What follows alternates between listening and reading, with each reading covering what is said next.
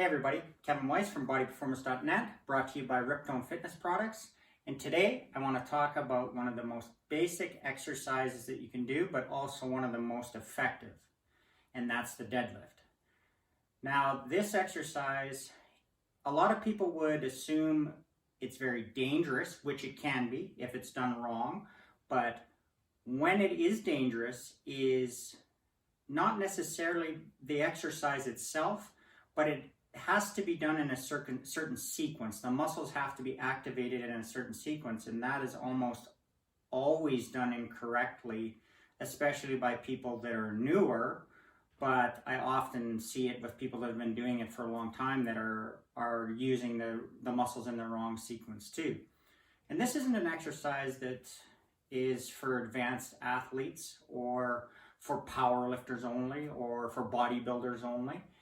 This exercise, I've had clients that are in their very young teens or not even teens, 12 years old probably, and I've had people in their 70s, even 80s that I've had doing this exercise.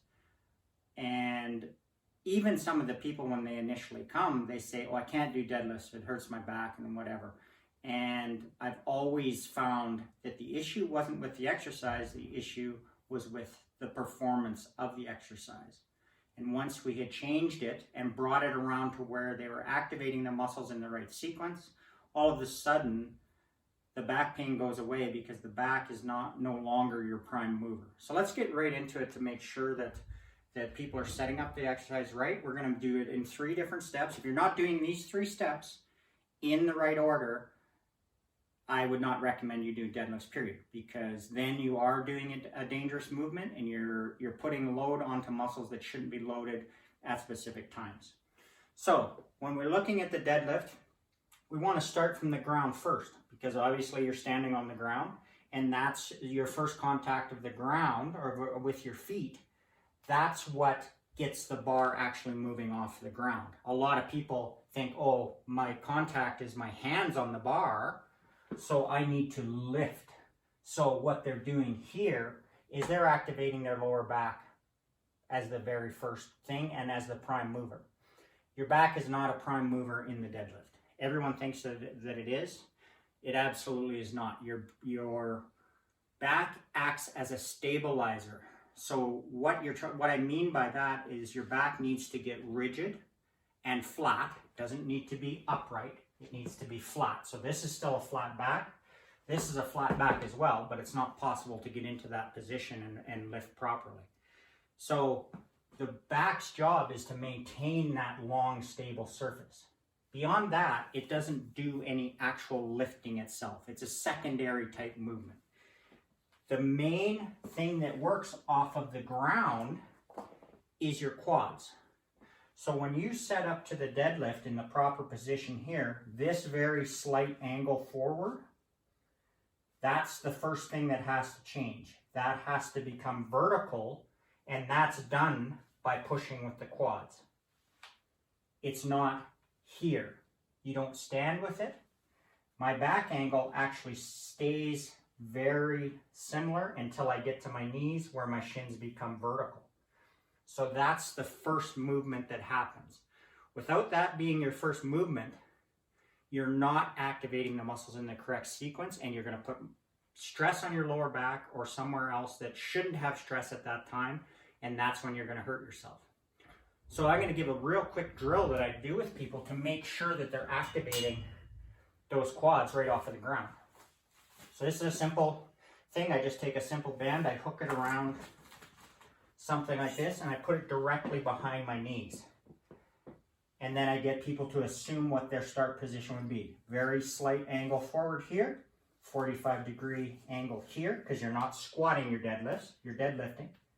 45 angle here, about a 45 angle with your torso, depending on how you're built. Now I get people to practice this instead of standing, because nothing has happened here. The action comes from the quads. So the first movement is push back. That's your first action. Go back down. Push again. And it'll feel very foreign for people to do this initially because they've been doing this. and lifting because they have it in their hands. They're not pushing it off the ground. They're trying to yank it with their back and their upper body. And that's what puts all the stress on the lower back. So once people have mastered that, that's step one. Step two is now people will get here and they think, okay, now it's time to lift. So now they'll start lifting here. Well, what happens if you see my hands, and I'm not using a bar with weights on it because it would block the camera, but if you see my hands here, right now my thumbs are touching the shins, the knees, just like they would be if I'm the bar. So I extend my quads. Now from here, people start, okay, now I need to stand up. So they start standing up and the bar comes away and then comes back because they've done it in the wrong sequence again. The first muscle is the quads. The second muscle is the hips and the hamstrings. It's actually hip extension. So what's happening, instead of thinking about lift the bar, you should be thinking bring the hips to the bar, because the bar actually travels in a straight line. So first sequence, quads. Second sequence is hips. So those two things bring your back to an upright position. And that's what you're trying to do, is obviously get into a fully upright position without being back like this. And that happens by the bar moving in a straight line and your body reacting to the bar. So those are your first two, quads, hips. Now that you're here, the third thing that people want to do when they go to set things down is they want to squat the weight down because they think, oh, I need to keep my back vertical for safety. So they try and set it down by squatting it down like this. Well, like I just said, the bar must move in a straight line, and that means going up and going down. So if you try and move the bar in a straight line going down and you try and keep your back completely vertical, you have to bend your knees. And if you bend your knees, now you've blocked this. So now you can't set it down without bringing it around your knees. And guess what? The back is once again involved where it shouldn't be, and that's going to cause a problem. So from this position, this is not your move. This is your move. Back, clear the knees, and then back to the ground. So all you're doing is reversing the movement that you've already done. When you're coming off of the ground, it's quads to the knees, hips to finish.